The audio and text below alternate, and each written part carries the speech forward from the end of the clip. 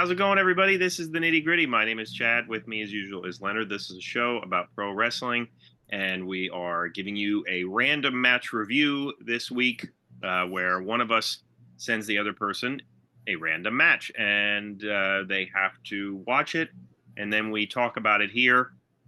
It could be anything from any era, and this was certainly a match that I didn't know existed, and I feel like should be more well known than it is. And we'll get to maybe why I think that. But Leonard, you chose this match, so why don't you Sure. tell people about it? Well, and I want to say I agree with your statement there. So recently, we were talking about brothers having matches and how those usually don't go great, with just a few exceptions like Brett versus Owen Hart. And I'd always heard that Randy Savage and Lanny Poffo had some good matches for their father's outlaw promotion in Memphis.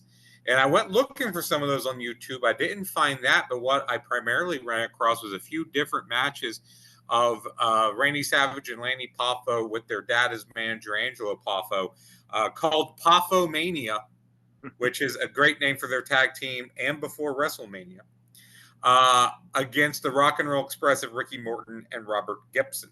So this is the most famous of those matches that they had during this period. It's from June 25th of 1984, the Mid-South Coliseum in Memphis, Tennessee, which is Memphis wrestling proper. I always forget the letters of the promotion. The referee is Jerry Calhoun. I'm not sure the commentator is definitely not Lance Russell. And the YouTube video is about 10 minutes and 32 seconds. Video quality isn't great. It is a bit dark, but certainly watchable. So I just thought this was, when I first saw this, I thought it was a great match on paper based on the speed, agility, and movesets of both teams. This match starts off super hot with Savage and Gibson. I like a lot of the double team moves that R&R use here early, like a kneeling double elbow to the gut, followed by a double back fist to the face.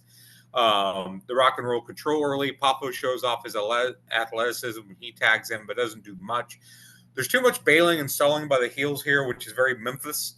A double rolling leg snap leads to Morton and Gibson rolling to their feet to punch Savage off the apron. And this has an amazing follow-up as they try it a second time, but Savage avoids it. And he then turns to pose to the crowd like, look how smart I am, and gets nailed by the Rock and Roll Express. Things break down with Savage and Morton going to the floor while Gibson and Poffo fight inside the ring. Angelo helps Savage on the outside. We eventually get back into the ring. And this is when this thing gets into another gear with the pacing and the intensity. Morton blades off of who knows what. He gets tossed to the floor, and Savage hits what Gorilla Monsoon used to call the bombs away, the big double axe handle. So Poffo misses a senton of all things. Hot tag to Gibson, house of fire. Angelo pulls the ropes down, and Gibson falls to the floor. Full view of the referee, so they call for the bell. And this was a very standard finish for the territory days, because what you would do, because I'm pretty sure this is the first match between these guys, is that you have like a blatant DQ finish like this, so you can come back with the rematch, and then you do like a double count out or something other schmozzy, and then you do the blow off steel cage, no DQ, no count out, what have you. So, but why this match is what you need to watch is the post-match brawl, because Savage gives Ricky Morton a pile driver through the announcer's table on the outside. It collapses. They try to give him a second pile driver on the remains of the table, but Gibson makes the save. This is maybe the first table spot like this that I can ever remember seeing. I know that I think there was Harley Race and Terry Funk, I think, had done spots like this later on. But commonplace today, not at the time. Right. So so my thoughts before yours is I really like this match a lot. I think the action could have been a bit more consistent, but it was intense. The crowd was into it. Everybody sold well. Morton and Gibson had some great double team moves. Some moves that I don't think I'd seen them do before. This was a good story with Poffo Mania just underestimating their opponents and getting outclassed by them. And then they just get totally unhinged from there. And the post-match stuff was crazy. So I would give it 3.25 stars with the extra quarter star for the table spot. I might even go 3.5. I would probably go 3.25 as well. Yeah, I like this match a lot. my main thought coming out of watching it was I wanted more of it. I Mhm. wish that this. I don't know how long this feud lasted, and I was looking up some stuff before we got on. I'm sure there were more matches. A lot of the matches you see on YouTube is, I think, just clipped versions of this. Yeah, yeah. Because There's a lot of other. I didn't watch a lot of the other links because this seemed like the most complete one. Some of them seemed right, like clips.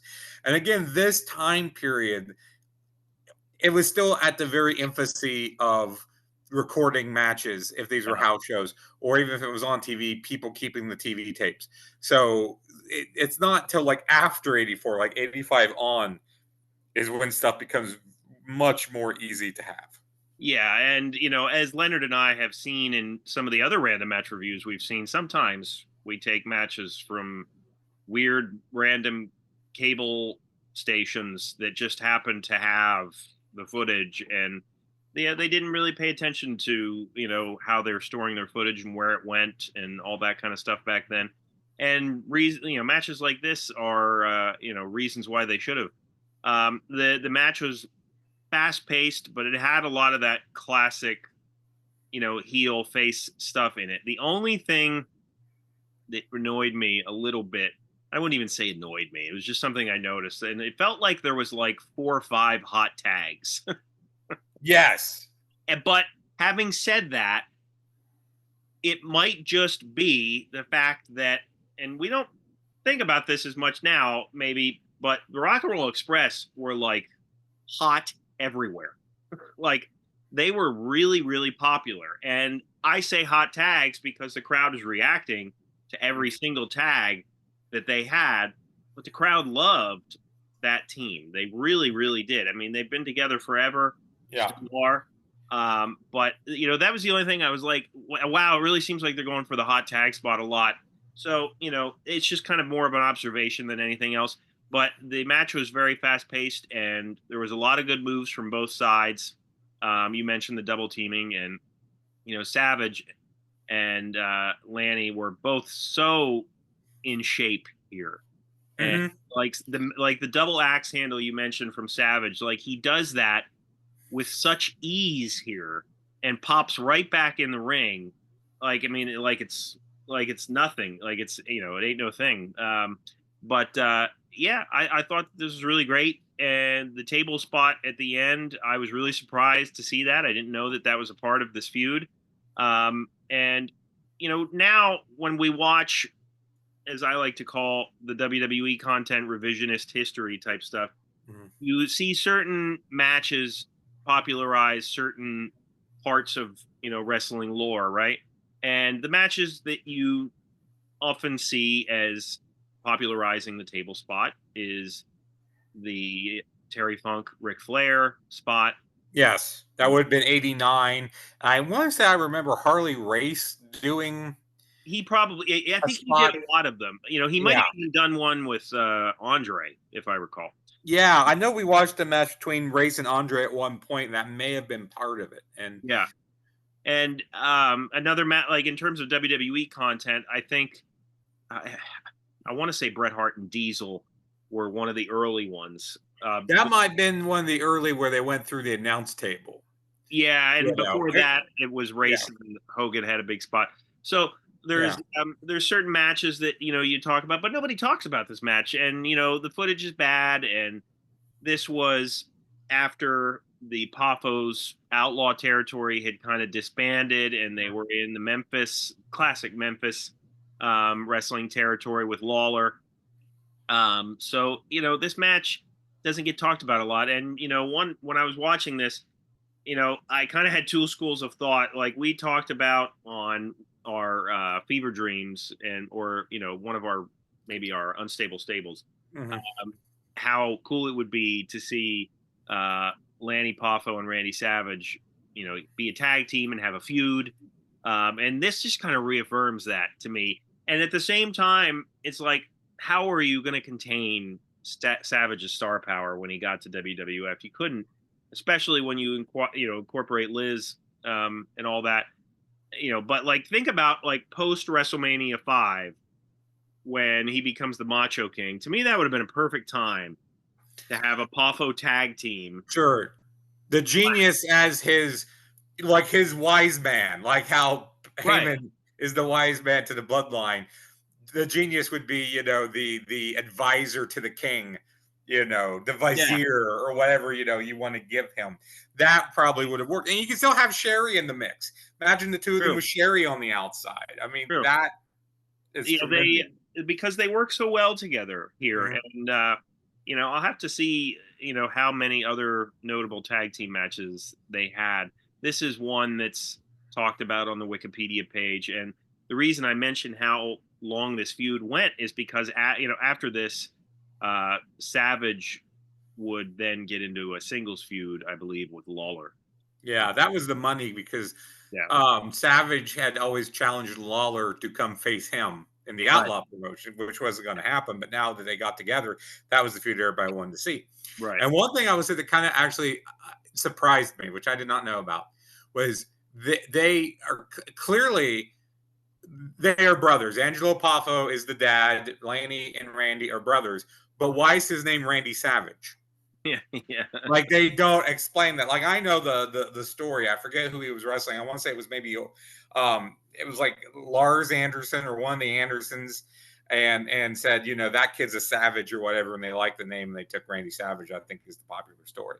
But that always drives me nuts. Like we talked about this before with like Kurt Hennig and Kurt's Axel and Joe McGillicuddy. It's like if you're gonna give him this name and you're still talking about the the lineage, why aren't you explaining why the name is different? You can say Randy Savage was a nickname, or it was a name that he picked for whatever reason, or it's like, well, he was playing baseball at the time that he was wrestling and they didn't want to wrestle, so he had to do a different name. I mean, you could have explained it. Maybe they did at some point, I don't know. Braun But Breaker as well.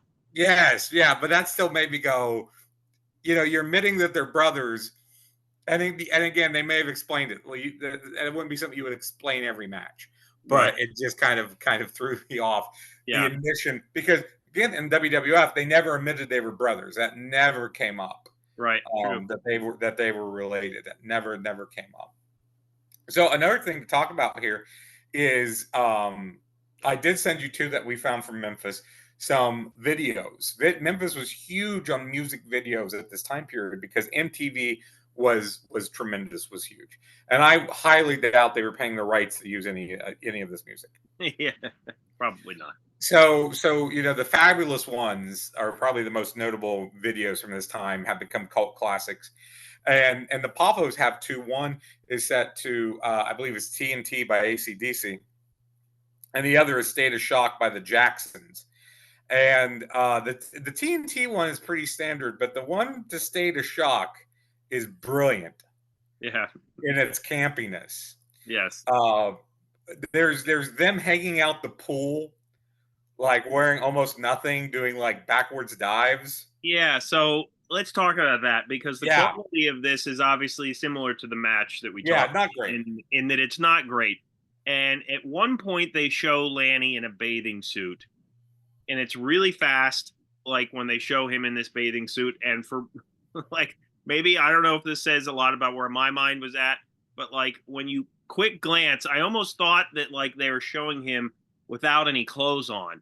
Like yes. Like his pubic hair was like shaved in some weird way. And I was like, what the hell is that? And then they show it again and you notice that it's a bathing suit, but like it's positioned in a very, Yeah, it's like extremely tight, extremely small, and it's like almost flesh colored, but there's a weird triangle pattern.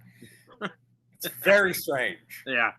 Yeah. And I had forgotten that, they kept showing Angelo and the fact and what the jacket that he was wearing that said 6033 410, which I had forgotten. I looked up that he had done 6,033 sit-ups in 4 hours and 10 minutes. Oh. I didn't even think about what that was, but I've heard that. Yeah, it was like the sit-up world record or whatever type. I do remember that. Yeah. And another part of the video I absolutely love is there's a scene where Randy Savage is like walking through a forest and he looks up in the tree and it's him and Lanny in the tree. He's looking at himself in a tree. They have medieval garb on at one point. Why? Yeah, Lanny's dressed like a knight, and he did that gimmick like on TNT in the WWF where he came out dressed like a knight. But there's no reason because Savage is in his usual stuff, and Lanny's dressed as a knight. That doesn't make any sense. Yeah, it's very bizarre, but you're right, and it's great in its campiness. Yeah, and Pomp and Circumstance is just iconic for Macho Man to come out to. But I think he could have came out to State of Shock. Yeah. Like if Savage were still alive, like one of the things that, I mean, they don't do this as much anymore, but when CM Punk was in AEW, and Daniel Bryan has certainly done this as well, they will play their super old theme music as a one-off at like the pay-per-view. They played I forget Alkaline Trio, I believe it was, for CM Punk, and then Europe Final Countdown for Bryan Danielson. So like if Savage were still alive, like that's certainly a type of company where they would be like, yeah, let's play State of Shock. He came out to it for 2 months in Memphis in '84. Let's use that. I can see somebody suggesting that to Savage, and him being like, no, absolutely not. I can see him not remembering it. Yeah. I don't remember that. And actually, I do like that song. And a little trivia on that song. That song was originally recorded. It was the Jacksons with Michael Jackson, and Mick Jagger is the other voice. Oh, wow. Okay. But originally, it was Freddie Mercury, and that you can find that on YouTube, the Mercury cut. But it was different record labels, and when Queen's record label, and I don't remember the record labels, when Queen found out that Mercury had recorded this, they shut it down. They said you can't use it. So that's when Michael called in another favor and got Mick Jagger to come in, and they recorded it with Mick Jagger. But I've always kind of liked that song, and watching the clips of like them walking to the ring, I was like, I could see him walking to the ring to this because it's kind of intense, and it's the idea that Randy Savage puts you in a state of shock. His attitude and his flamboyance, and everything. You need to add this to the Fever Dreams tag team. This Poffo's State of Shock version. The State of Shock. That needs to be a new tag team. Is Poffomania. There you go. Yeah. State of Shock, Poffomania. They may be the only team that could dethrone the Mega Powers Corporation. Foundation, the Mega Powers Foundation. Oh my! Well, that's funny. Yeah, no, this was a good match to look at for sure. I enjoyed it, and like I said, this is one of those feuds that you wish was more thought out from start to finish in terms of like what was out there. Yeah. You wish if they did a steel cage match. I don't know that they did, but if this was something where decent footage existed, and it was even a 3-match trio like they would do often back in the day, I think people would talk about it. I think it's probably not that well known just because the footage isn't out there. We have this one match, but it's not fantastic. It's certainly nothing that the WWE would have put on a disc back in the day. And I believe they do because of Lawler have access to the Memphis library. Yeah, and I think like some families were really picky with what matches went on the Stars DVD set. Bret Hart was really picky about that, and so I want to say that when Savages came out, Lanny was definitely still alive, and I'm sure he had a say in maybe some of the content that was on it, but who knows? They probably just wanted to stick to the single stuff. So, but yeah, this was a lot of fun to watch. If you've seen this match, please let us know in the comments what you thought of it. Check us out wherever you listen to podcasts. Our other videos, our segment surgery, stupid questions, what's that card, and our full-length episodes, of course. Well, Leonard, my name is Chad, and we will see you next week.